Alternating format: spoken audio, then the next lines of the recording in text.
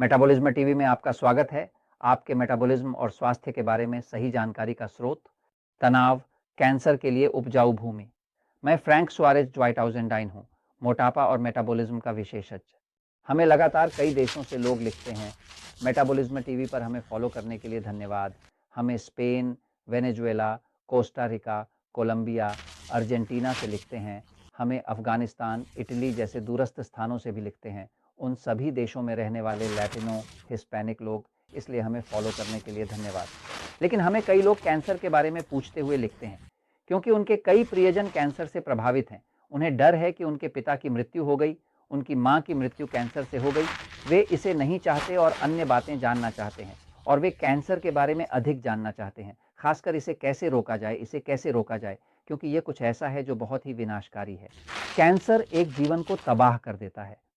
मैं आपसे कैंसर के बारे में थोड़ा बात करना चाहता हूं, और जो कुछ कैंसर के बारे में जाना जाता है उसके बारे में बताना चाहता हूं, और इसके लिए मैं एक पल के लिए बोर्ड पर जाऊंगा। ध्यान दें, कैंसर, और वैसे कैंसर शब्द का मतलब केकड़ा होता है। ये उस स्वादिष्ट क्रस्टेशियन की तरह है जिसे खाया जाता है, जिसके 5 जोड़े पैर होते हैं। तो कैंसर का मतलब केकड़ा होता है।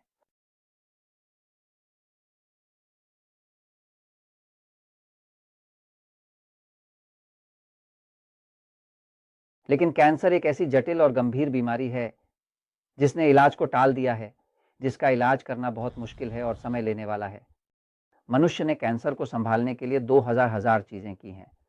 तो कैंसर के साथ सबसे ज़्यादा जो करते हैं वह यह है कि वे ट्यूमर को मारने की कोशिश करने के लिए रेडिएशन का उपयोग करते हैं। दुर्भाग्यवश वह रेडिएशन बाकी की कोशिकाओं को भी नुकसान पहुंचाता है, इसलिए कभी कभी वे ट्यूमर को मारते हैं और व्यक्ति को भी मार देते हैं। या वे कीमोथेरेपी का उपयोग करते हैं, जो रसायन होते हैं, जो जहर होते हैं, जो मूल रूप से कोशिकाओं को जहर देने की कोशिश करते हैं। दुर्भाग्यवश वे अच्छी कोशिकाओं को भी जहर देते हैं और शरीर को कमज़ोर करते हैं। या वे सर्जरी करने की कोशिश करते हैं और टुकड़े को काटने की कोशिश करते हैं, ताकि यह न फैले और अन्य समस्याएं न हों। लेकिन सच्चाई यह है कि हम कैंसर के खिलाफ लड़ाई हार रहे हैं। यही वास्तविकता है।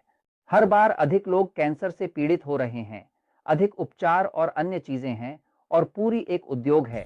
1972 में राष्ट्रपति निक्सन द्वारा घोषित कैंसर के खिलाफ युद्ध, और हर बार अधिक कैंसर हो रहा है, यानी वास्तव में कोई समाधान नहीं है।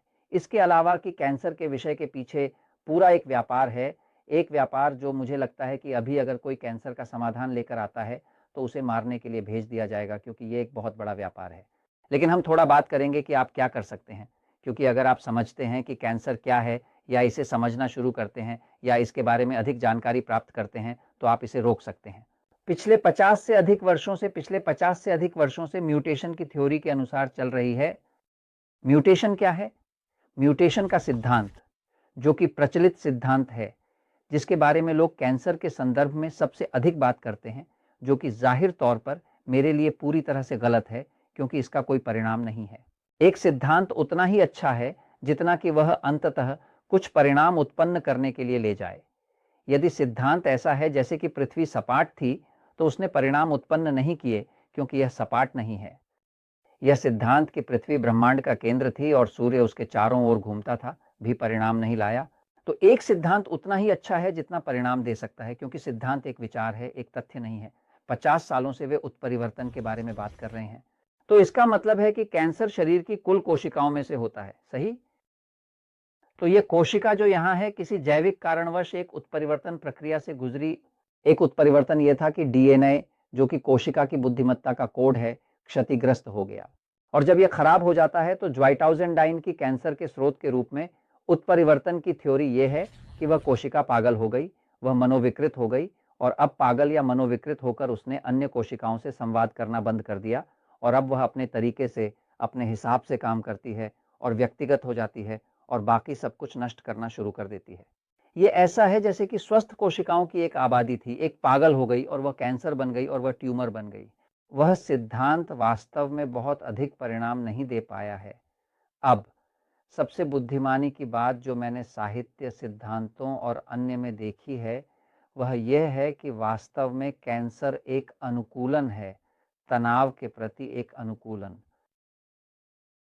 यह तनाव के अनुकूल होने का एक प्राचीन तरीका है। किस तनाव का? तो एक शरीर के आंतरिक तनाव का। मतलब कैंसर का इलाज ऐसे किया जा रहा है जैसे कि कैंसर एक प्रकार से संक्रमण हो। ये एक संक्रमण है, एंटीबायोटिक डालो, ये एक वायरस की बात है तो कुछ एंटीवायरल डालो, ऐसा नहीं है जैसे कैंसर आ जाता है। कैंसर होने के लिए कैंसर को कम ऑक्सीजन वाले वातावरण में होना चाहिए, यानी आप ऑक्सीजन की कमी वाले वातावरण में ही कैंसर पैदा कर सकते हैं।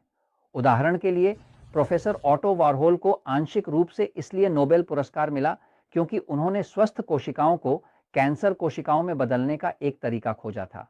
वह कैसे करता था? वह ऑक्सीजन को 30% तक कम कर देता था, जिससे वह कैंसरग्रस्त हो जाती थी। तो आप एक कोशिका लेते हैं और उसे सांस नहीं लेने देते, वह कोशिका कैंसर कोशिका में बदलने के लिए मजबूर हो जाती है, ज़्वाइटाउज़ेंडाइन। इसलिए कैंसर केवल कम ऑक्सीजन वाले वातावरण में ही हो सकता है। कैंसर एक अम्लीय वातावरण पर निर्भर करता है। कैंसर एक क्षारीय वातावरण में मौजूद नहीं हो सकता, इसे एक अम्लीय वातावरण के अंदर ही मौजूद होना पड़ता है। अब कैंसर अपने आप में एक प्रकार की कोशिका है जो एक ट्यूमर में बदल जाती है, जो यहाँ तक कि भेष बदल लेती है। ये एक ऐसी कोशिका है जिसके बाहर कुछ मार्कर होते हैं जो शरीर की प्रतिरक्षा प्रणाली द्वारा पहचाने जा सकते हैं। लेकिन कैंसर अपनी रक्षा के लिए क्या करता है कि वह अपने मार्कर हटा देता है और अब सफ़ेद रक्त कोशिकाएं उसे पहचान भी नहीं पाती। मतलब ये भेष बदल लेता है, भेष बदल लेता है और सब कुछ। मतलब हम कह रहे हैं कि वास्तव में कैंसर क्या है? ये तनाव की एक स्थिति के लिए एक अनुकूलन है। कौन सा तनाव? क्योंकि कुपोषित शरीर, अम्लीय शरीर, ऑक्सीजन की कमी वाला शरीर, शरीर जिसे रेडिएशन दिया गया है, विषाक्त पदार्थों से भरा शरीर, शरीर जिसने वातावरण बनाया है, पर्यावरण जिसने कोशिका को अनुकूलित होने के लिए मजबूर किया है। किसके लिए अनुकूलित होना? ऑक्सीजन की कमी, अम्लता, विषाक्त पदार्थ, विकिरण, जो कुछ भी हुआ और कोशिका जैसे ही जीवित रहना चाहती है वह अनुकूलित हो जाती है और अब इसे कैंसर कहा जाता है। लेकिन कैंसर के सबसे अच्छे इलाज उन लोगों में देखे गए हैं, उदाहरण के लिए जिनका कैंसर पहले से ही फैल रहा था और अचानक वे शाकाहारी बन गए। उन्होंने लाल मांस खाना छोड़ दिया, जो संभवतः एक उत्तेजित तंत्रिका तंत्र था, जो उन्हें लाल मांस अच्छा नहीं लगता था, लेकिन वे इसे खाते थे क्योंकि उन्हें पता नहीं था। वे शाकाहारी बन गए। उन्होंने सब्जियों का रस पीना शुरू कर दिया, अपने ऊपर से तनाव को हटाना शुरू कर दिया, अपने जीवन में समस्याग्रस्त व्यक्ति से खुद को अलग कर लिया, क्योंकि इसका संबंध जीवन के तनाव से भी है, और अचानक कैंसर रुक गया। तो इसका मतलब है कि कैंसर का तनाव के अनुकूलन से संबंध है। जैसे आप इसे कैसे हल करते हैं? अपने मेटाबॉलिज्म को सुधारें, अपने शरीर की ऊर्जा को बढ़ाएं, पानी पिएं, सही तरीके से खाएं, यह जानें कि आपका तंत्रिका तंत्र किस प्रकार का है, क्या यह निष्क्रिय है या उत्तेजित, यह महत्वपूर्ण है।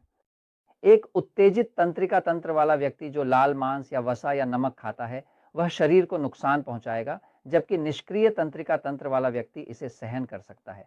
क्या आप जानना चाहते हैं कि आपका तंत्रिका तंत्र निष्क्रिय उत्तेजित है?